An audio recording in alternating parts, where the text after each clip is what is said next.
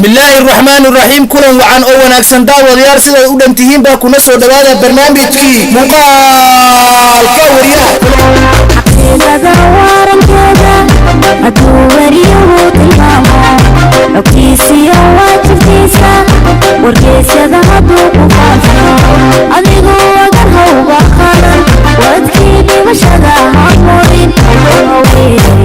أوهيرين أرانتي تسا فرية قولكنا هويقين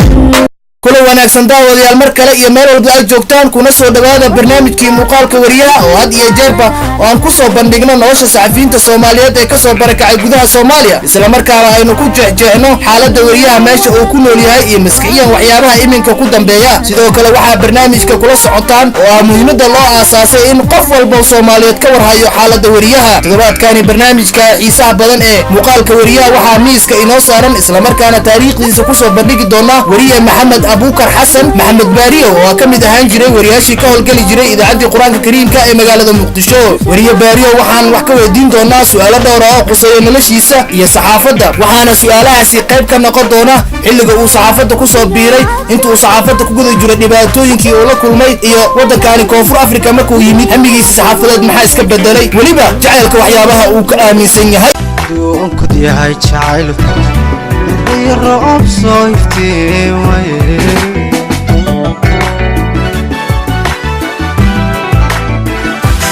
دون كدي هاي جعل الرعب صيفتي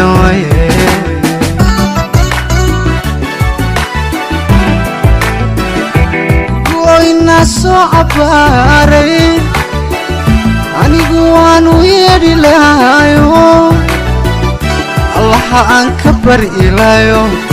عدها سمرورا إن لمد أياد كرة سعود دونتان برنامجك قيبتيسا ورئيسيرا هو آدو حيسا بدن برنامجك وحا إذن سو دياريي إسلامر كان هالكان إذن كلا سعود سي دونا أني هو هيدير الشيخ أحمد قورة ومركلة إيا برنامجك مقال كوريا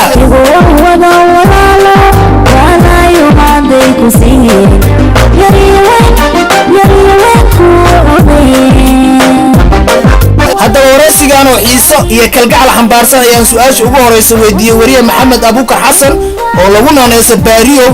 إنه شرح اللي جو صحافة كوسو بيري هذا باريو وكجواب سؤال شاسي وهو يري aad ay uma hasan tahay Idris run ahaantii waxaan ku soo biiray saxaafadda sanadii 2005 waxaana ka howlgalay idaacadda Qur'aanka Kariimka iyo idaacad kaleento ay ku taali jirtay magaalada Balad Xaabo walka Gadow وريه باريو waxaan ognahay mihnada saxaafadeed way dhinacyo badan tahay oo qofba qaab buu ku soo galaa dadka qaar waxay ku soo galaan jeclaysa ay jecelihiin saxaafadda kuwa waxay ku soo galaan waalidiintooda ayaa saxafiin ahayn marka adiga qaab nooco ayaa ugu soo biirtay mihnadan saxaafadda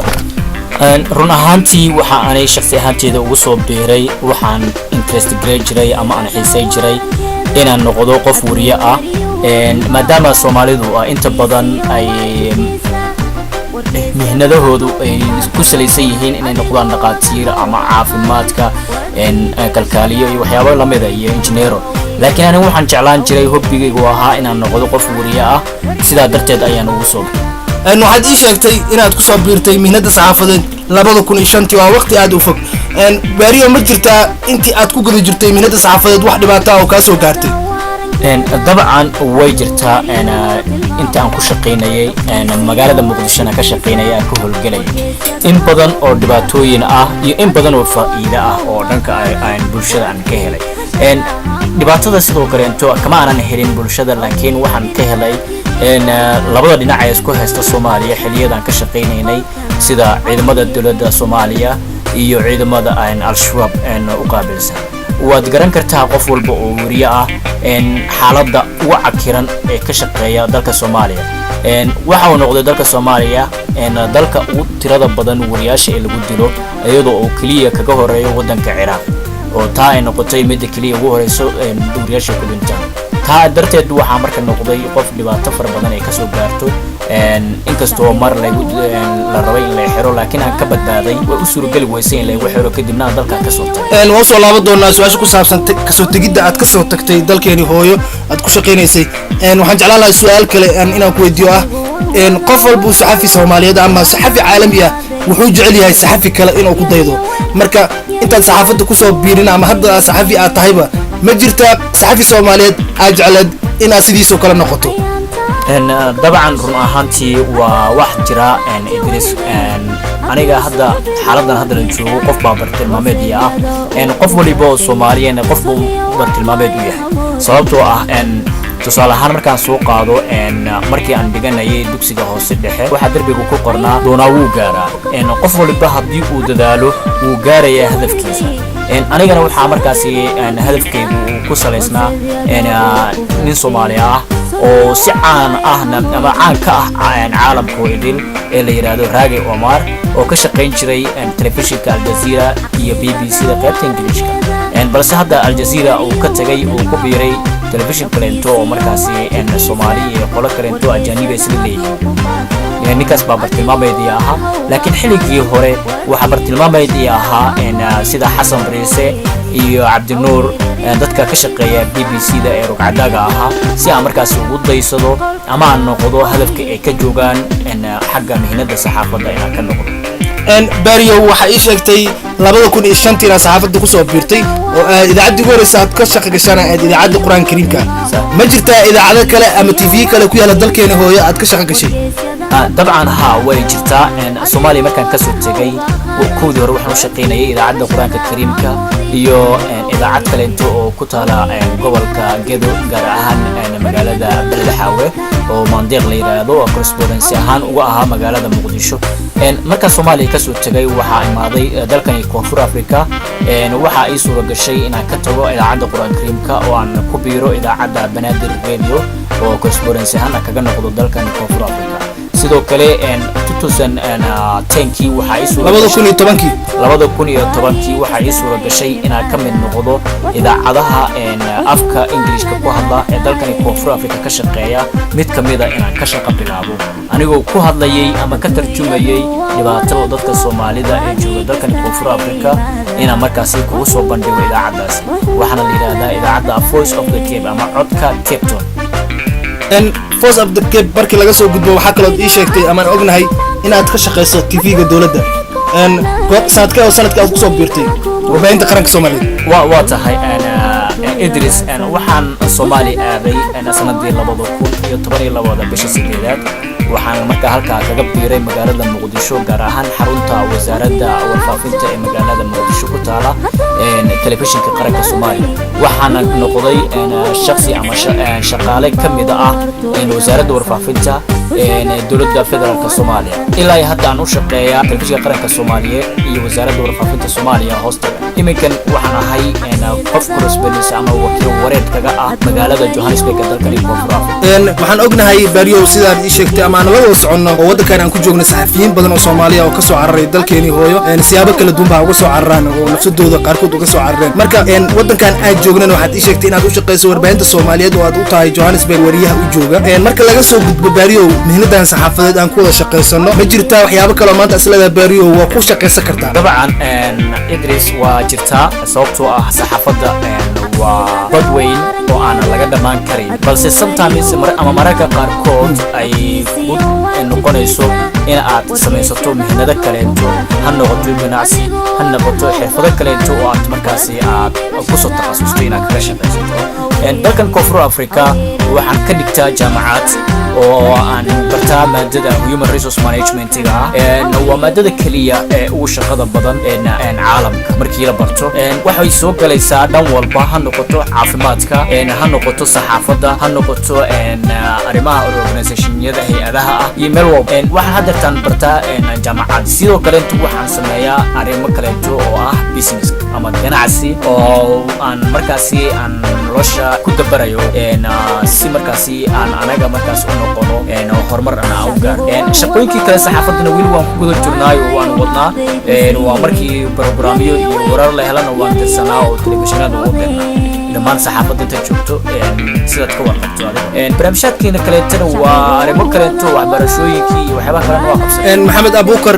Bariyo waxaad ii sheegtay ama aad warkaaga ku jiray inaad saxaafadda ku soo biirtay 2005 aad Muqdisho ka soo shaqeysay oo hadda lagu jiro 2015 weli aad saxaafadda ku guda jirto marka heer intee leeg ayaa jeceshahay inaad ka gaarto mihnadan saxaafadeed aad baa u mahadsan tahay Idris idris reality run ahaantii markii aniga shakhsi ahaantayda fiiriyo waxaan weligay jeclaan jiray inaan noqdo feature writer ama columnist column writer-ka oo qofka qoro maqaalada iyo barnaamijyaadka dokumentariyada raadiya oo research investigation reporteriyada ilaa haddana hamigaygu waa midaas maadaama telefishinada Soomaaliya ku hadla afka Soomaaliya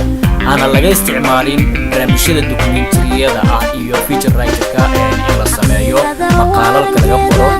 maadaama ayna laga isticmaalin laakiin waxaan rajaynayaa in international media journalism-ka aan ku biiro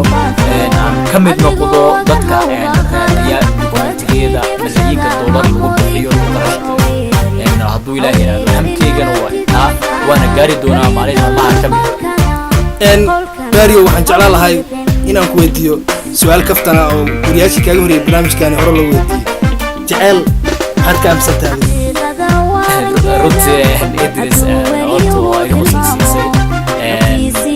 tan xigta waxay tahay jecel waqtiga waxaan ka amsanaan jiray inuu yahay kaliya aan jirin oo dadka isjeclaanaya kaliya ku eg yahay jecelka rasmiga oo ku dhaco dadka ayana fuqarada sababtoo jecelka rasmiga dadka ku dhacaya aan amsanaan jiray kadibna jecelka markuu dadkaas ku dhaco gabadhii ama ninkii waxa laga yaabaa in dad kale intay kala guursadaan oo nasiib isu yeelan caraf isu yeelan balse hadda aniga waxaan aaminsanahay jecelka rasmiga maanta aniga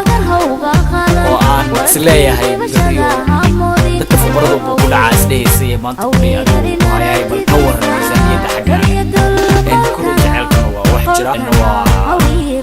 shay aad iyo aad muhiim u kasoo bilow taxaawiya aw aadan waqtigoodii ayagu waxay isku soo abuursadeen jecel dartiisa alla subxaana watacaala uu abuuray rab iyo didigba labada qofood isjeclaadaan ay isku tarmaan ay wax kordhiyaan ay awlaad sidaas kusoo dhexbaxdo oo dunida marka jacaylka adiga hore waxaad u aaminsaneed inuusan ahayn wax jiro laakiin hadda uu yahay mid adiga ku saameeyey waa sidaas sababtoo aniga hadda haya okay Dario waxaan jeclahay gabagabadii barnaamijka ay sheegtay inuu jacayl cusub ku hayo marka lamanaaga jeceshahay meel kasta caalamka kaga nooshahay gabagabadii barnaamijkan aan taaganahay heestay u doorbidayad caaw inaan barnaamijkan u saaro aad ba mahadsantahay idris waxaa jirta hees oo ana markaan dhageysto aan dareemayo jacayl ayaduna ay dareemayso jacayl dadka Soomaaliduna dhammaan dhageysanayo daawada dhageystayaasha dhamaantood iyagana ay dareemayaan jacayl heesta hibasho ayaa la yiraahdaa waxaan jeclahay ama hamba barnaamijka heesta laho hamba ku qaba heestaas aan rabaa in dadkuna ay la dhageystaan gacalisadeedana meel walba dunida kaga joogto kulay aniga iyadu waa isnaqaanaaye in iyaduna ay la dhageysato ay ula raaxaysato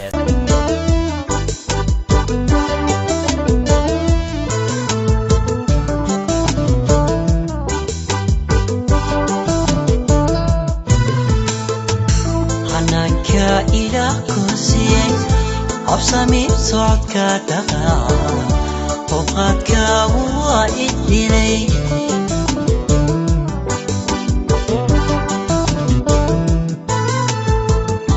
حناك إلى كرسي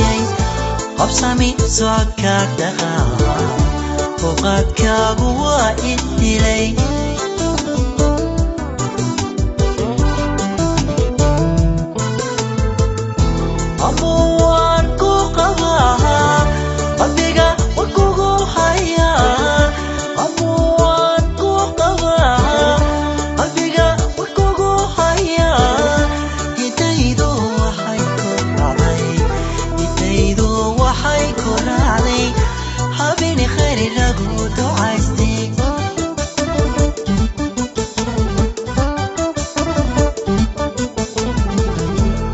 Oh